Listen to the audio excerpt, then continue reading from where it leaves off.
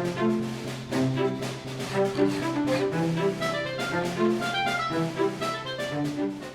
folks, welcome back to Parts and Restoration. I'm your host Dave, and today we're going to restore a pair of antique scissors that I picked up here in my home city of Philadelphia.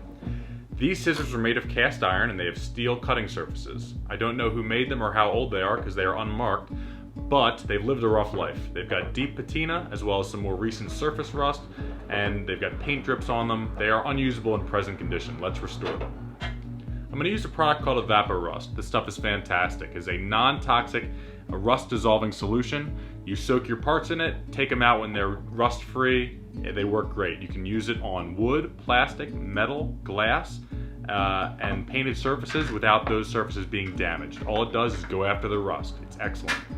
We're going to soak these scissors in Evaporust, and I'm going to use some techniques to try and speed up the process. You can soak these parts in Evaporust and not touch them. You take them out when the rust is done. They require no scrubbing. However, I've found it useful to try using a scrubbing brush to help speed up the process a little bit, although that's not a technique endorsed by Evaporust. I'm using a stainless steel brush to get rid of some of the more recent surface rust. And as you can see, that clean water is turning nasty brown from all the rust that I'm getting off. Now we're going to let these soak for another hour and do the same thing again.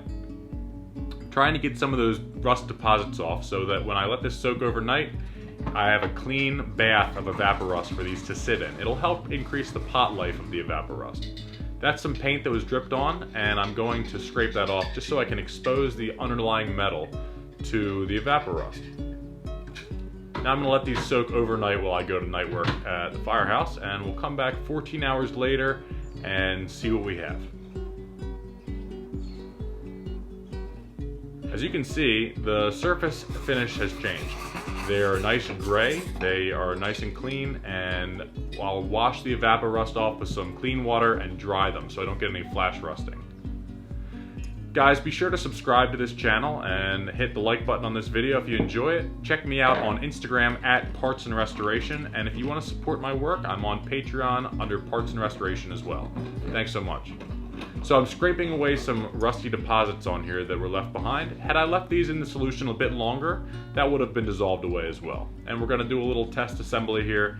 It looks so much better. Now, I could leave these as is, sharpen them, and put them to work, but that's really not what I'm all about. We're going to make these look new. Great thing about Evaporust is it's reusable. So I'm pouring that pot back into its container, and we're going to reuse it on another project here in the future. So I don't have a workshop right now. I'm doing this entire restoration in my kitchen with the things that I have on hand. I picked myself up a nice clamp-on vise for work holding, which is really important for filing.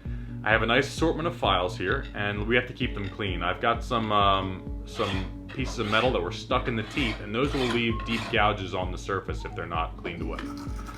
So I'm going to start with coarse files. I'm starting out with a double-cut bastard file to get away the deepest gouges, and then I'm going to go in with a finer single-cut mill file later on to clean the surface. There's a lot of great videos on filing on YouTube. Check those out. There's a lot more to filing than just rubbing the surface with a file. A lot of different techniques, a lot of different kinds of files out there for different applications.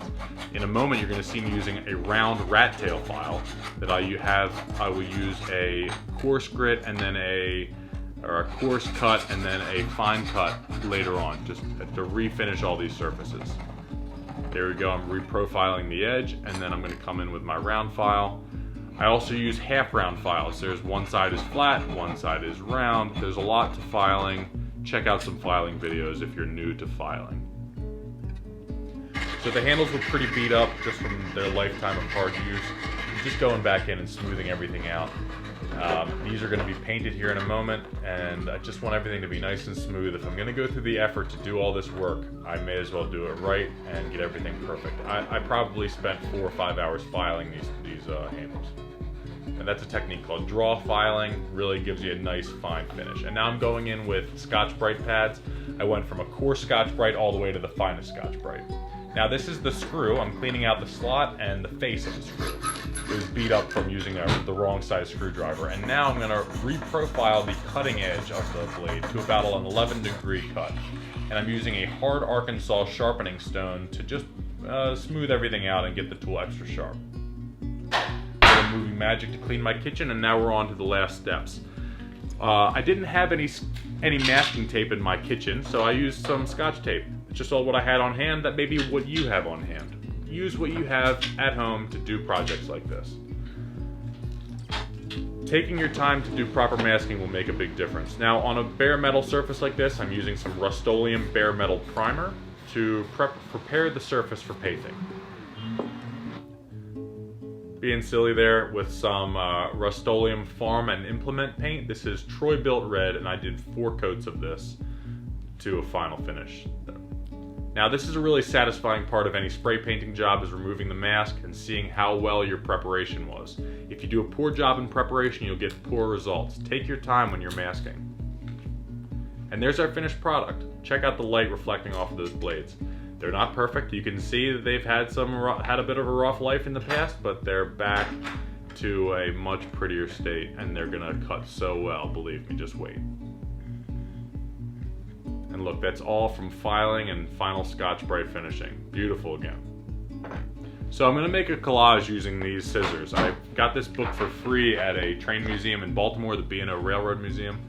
It's full of train pictures and train schematics. My son, my 4-year-old, loves trains, so I'm going to make him a collage for his room. We're just going to cut everything out. And let me tell you guys, these old crappy scissors cut like a hot knife through butter. I was able just to... They worked like they were fresh out of the box. And using a pair of all-metal scissors like this is so much more satisfying than using some junky plastic-handled Chinese scissors that you got from Target. It's just completely different. It is an order of magnitude more satisfying. So I'm just going to lay everything out, kind of get my composition down, and then we're going to do a comparison. There's the before and the after. Amazing. Just like you'd get off the shelf. A pair of all steel scissors like this would cost anywhere between $35 and $100 now. It's great to be able to find something old and bring it back to life. That's what we're all about. Guys, thanks so much for watching. Again, check me out on Instagram at Parts and Restoration. Give me a thumbs up on this video if you enjoyed it. Subscribe to the channel and hit the bell button. And check me out on patreon.com. Parts and Restoration if you like what you're seeing and want to support my work. Thanks so much. I'll see you on the next video.